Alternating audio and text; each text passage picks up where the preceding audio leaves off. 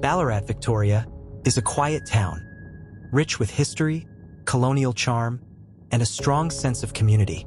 But in April 2024, its calm was shattered by a discovery so horrifying, so cruel, it would haunt the region and echo across Australia. Hannah McGuire, just 23 years old, was a woman with her life ahead of her. Bright, energetic, and deeply loved by her friends and family, she worked at her family's business, the historic National Hotel in Clunes. Her social media pages were full of travel snaps, nights out with friends, and cheerful memories. But behind the scenes, she was trapped in a toxic, deteriorating relationship with Lachlan Young, her ex-boyfriend. The two had been in an on-again, off-again relationship.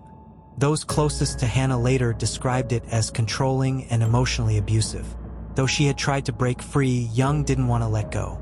When Hannah finally told him it was over for good, his response wasn't heartbreak. It was vengeance. On the night of April 5th, 2024, Hannah went missing. Her loved ones reported her absence almost immediately. She was not the type to vanish without explanation. Hours later, her car was found burning in a secluded area of bushland in Scarsdale, just outside Ballarat. Inside the charred wreck was a body, burned beyond recognition. Forensic investigators soon confirmed the worst. It was Hannah. As Ballarat reeled from the horror, police quickly identified a prime suspect. Lachlan Young, the man she had just broken things off with. He was arrested and charged with murder. At first, Young denied everything. His lawyers entered a plea of not guilty, and the community braced itself for a long, painful trial. But no one could have predicted what would happen next. In July 2025, more than a year after Hannah's death, Lachlan Young's murder trial began at the Ballarat Supreme Court. It was expected to last several weeks. Prosecutors laid out a chilling case. Evidence showed Young had planned the murder in advance. Phone records, surveillance footage, testimonies from friends. Everything pointed to premeditation. One key witness was Benjamin O'Keefe, a close friend of Young. O'Keefe testified that Young had confided in him days before the murder, saying he was furious Hannah was leaving him and spoke about wanting to make her pay. He even hinted at staging a crash to make it look like an accident. O'Keefe's account sent chills through the courtroom. As the evidence mounted, pressure began to build. Hannah's parents sat through every harrowing moment, clutching each other in silence. Journalists filled the gallery. Emotions ran high. Then, on the 8th day of the trial, the case took a dramatic turn.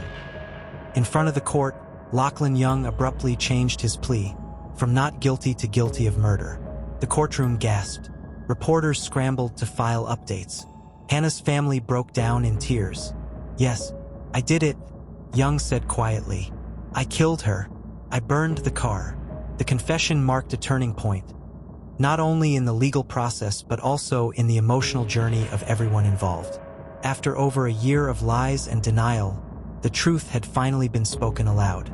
Outside the courtroom, Hannah's parents, devastated yet relieved, made a brief statement. "This doesn't bring Hannah back, but it's the first step toward peace.